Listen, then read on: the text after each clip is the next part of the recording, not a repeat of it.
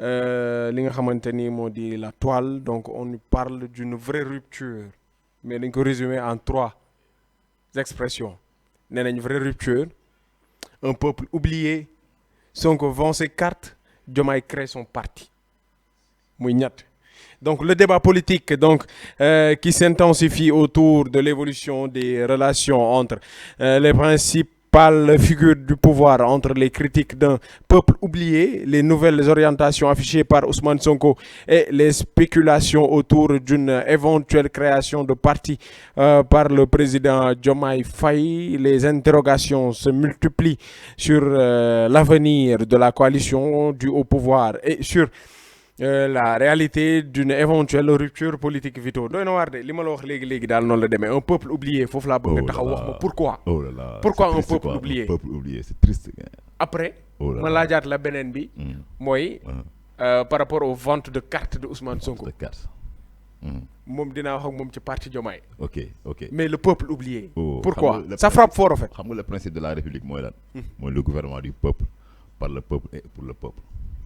maanaam le peuple doit être leur priorité loolu moo waral ñu teg état comprendre nga moo tax ñu naan la politique publique xam nga tey Sénégal dafa am état nekk pays comprendre nga nekk am superficie xam nga am habitant xam nga tey boo xoolee récemment rek maa ngi gis à la télévision ba mu gisee rek ma sama yaram dafa daw parce que man vraiment si je vois des gens yoo xamante ne nekkuñu dans de très bonnes conditions dafa am lu may yëg yàlla xam na loolu.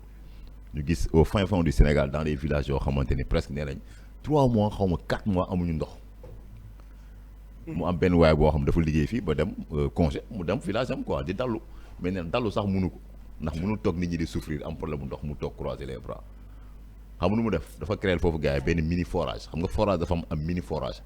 bonne volonté la kon où se trouve actuellement la politique publique envers les populations. ça montre que déjà benn boobu le peuple est oublié. D'une part le peuple est oublié. par le gouvernement. comprendre nga par le gouvernement. les acteurs politiques par le ministère tutelle par le ministre tutelle les acteurs politiques à un moment donné. ok comprendre nga maa ngi dégg la dernière sortie de Diomaye mu ne Médina Yoro Fula président yi fi mosoon nekk yëpp pendant 40 ans kenn du fa teg sa tànk ndax dañ ne ku fa teg sa tànk dootoo amati nguur président yi boycotté ko embargo ko ne kenn du fa demati. imaginer loolu te Médina Yoro Fula nekk ci réew mi.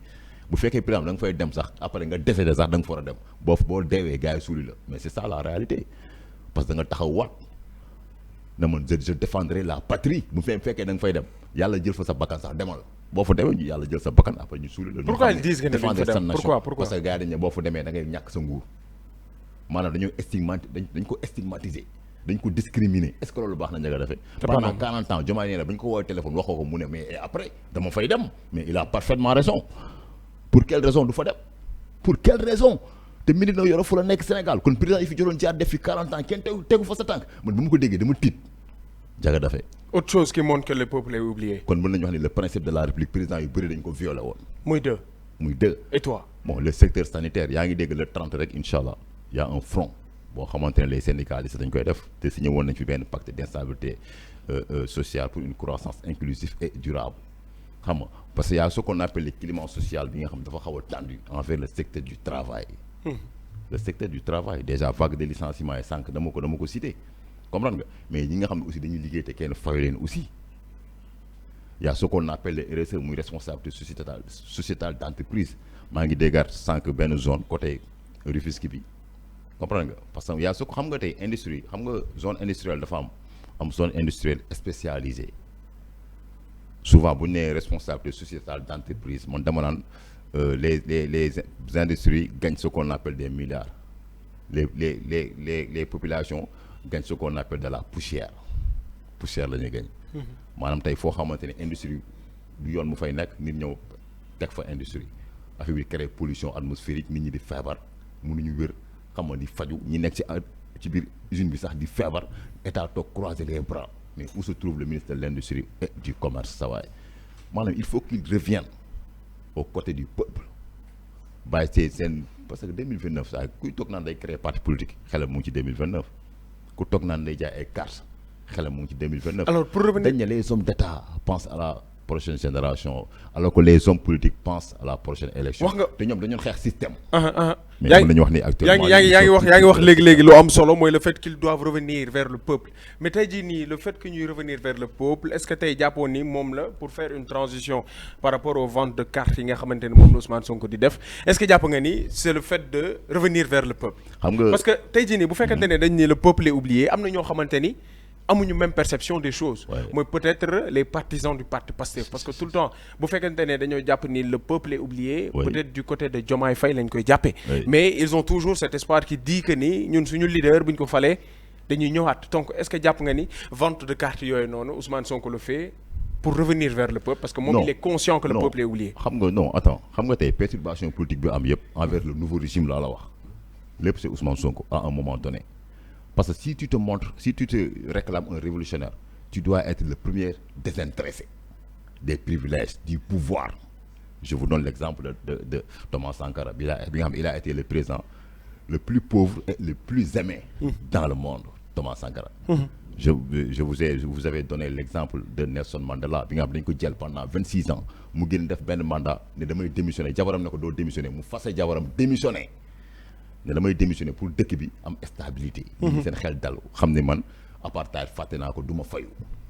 xam nga tey actuellement nii récemment lu ñu doon wax Sonko mooy Diomaye mooy Sonko te Sonko ba mu nekkee opposant foo ko fi muy def discours photo Thomas Sankara mu ngi ci ginnaaw. dafa woon que ni Thomas Sankara c'était une référence envers lui. te je pense que ni Sonko dafa jaay Sénégalais yi Sonko mooy Diomaye mooy Sonko mais tey slogan boobu fàtte nañ ko léegi El Malick mooy Sonko mooy El Malick parce que El Malick a accepté de donner le perchoir au président du parti Pastef muy Ousmane Sonko bu fekkoon révolutionnaire bi mu woote dëgg la day désintéressé wu danaan El Malick jamais moo toog foofu toogal foofu je vais continuer ma mission je vais continuer mon combat mais il n'a pas fait ça ce qu'il voulait mooy Diomaye aussi quitter chaise bi comme El Malick nu mu quitter chaise bi mu toog place Diomaye bu toogoon foofu doo dégg coow doo dégg tension mais deful loolu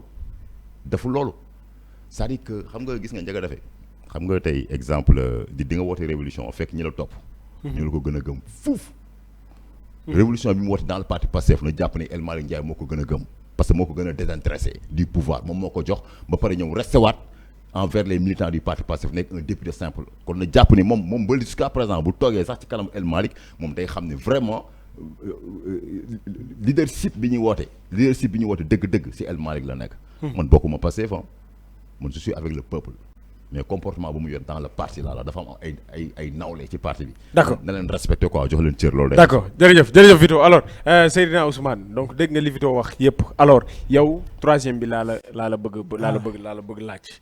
mooy Diomaye crée son parti rupture bi c'est clair mais est-ce que tey jii parti boobu jàpp nga ni buñ ko créer dina avancer benn parce que dafa lié wu ak rupture du peuple bi ma doon wax. wala rupture avec le peuple wala le peuple est oublié mais en même temps sur le fait que ni ñu bëri ñi ngi ànd ak li nga xamante ni moo di waa parti Pastef donc mu nekk ñaari campagne yu bokkul non ñu bëri ñu ngi ànd ak waa parti Pastef mais du ñëpp ànd ak Pastef explique-toi parce que léegi-léegi wax nga lu am solo mooy Diomaye créer son parti Diomaye bu demee ba créer parti c'est-à-dire que ni Diomaye xelam nekkul ci population sénégalaise waaye xelam mu ngi ci élection 2029 nan lay def ba toogaat ci siège présidentielle. xelam newul ci population sénégalaise. non je pense pas mais toogaat ci chaise bi pour population bi la. non mais parce que xam nga bu xelam nekkoon ci population bi je pense que ni di créer parti pour préparer élection 2029 c'est pas le moment. ok parce que réew mi instant bi saa fu ñu toll nii li ñu war a liggéey moom moo bari léegi-léegi Vito wax na la ko da ngay gis ay sous-région yoo xamante ni dañoo nekk fu sori yoo xamante ni ndox sax amuñu ko yow nga ne tu es le président de la République tu te prépares pour 2029 saa loolu c'est grave de. mais tey jii nii mën nañu ko amee benn entendement parce que tey jii nii ki nga xamante ne dafa créer parti c'est parce que peut-être ñoom ñaar amul nañ projet muy le Sénégal 2050. waaw tey jii nii. bu mandat bi jeexee projet yooyu noonu mu am est-ce que dina ko mën a matal du ko mën a matal mais bu ñu amee projet pour le Sénégal 2025 kon la moo tax rupture di am seen diggante.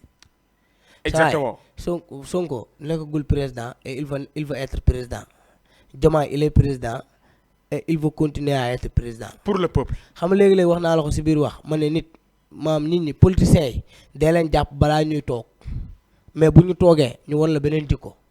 Diomaye ñu bëri xamuñu woon ni bu toogee moom ak Sonko danañ am rupture wala moom dana def leneen. lu bokkul ak li mu digle woon. ñoom depuis lors bañ fi toogee ak léegi presque 2 ans ba ñuy waaye dugg si 3 ans njëkk gisoo lenn yow mënoo ma wax lenn loo xamante ni tey ñii def nañ ko fi loo xamante ni tey ñii ñu ngi siy teg seen bët. chaque jour la ngay dégg mooy Sonko mu ngi ànd ak ay ñoñam mu ngi wut ay nit chaque jour mu ngi woote fii mu ngi woote fee Diomaye Faye aussi mu ngi ànd ak tey nga gis suba moo Mimi Touré ginnaaw suba moo kii ginnaaw suba moo kee loolu pour la Macky Sall ñaata at la fi nekk 12 ans ak loo ko mënti waxal Macky Sall il a travaillé le pays Macky Sall dafay def loo xamante ni ba tey képp koo xamante ni sénégalais nga tey boo xoolee at yi si ginnaaw ak nii Sénégal di doxee nii nga xam ne c'est pas la même chose kon tey war nañoo amaat benn taxaw seetlu population bi ñoom ñoo fi fal Diomaye population bi ñoom ñoo fi fal Sonko moom moo leen joxoon Diomaye mais pourquoi Sonko ba mu leen joxoonee Diomaye dem ba ay 2 ans 3 ans Sonko arriéraat ci li nga xamante ni moom mooy ci mbir mi Sonko bëgg a neutre te wax naa ko fii la fois passée ma ne fii nii réew mi nii instant bi nii ak nu mu munti doxee nañ xam ne c'est Diomaye et Sonko ah mais c'est vrai parce que ñoom ñoo am majorité même à l'Assemblée nationale Sonko il est le 2e institution ñoom ñoo am majorité à l'Assemblée nationale te Sonko à part le président de la République Sonko moom moo si topp donc réew mi nu mu munti doxee du Diomaye kese.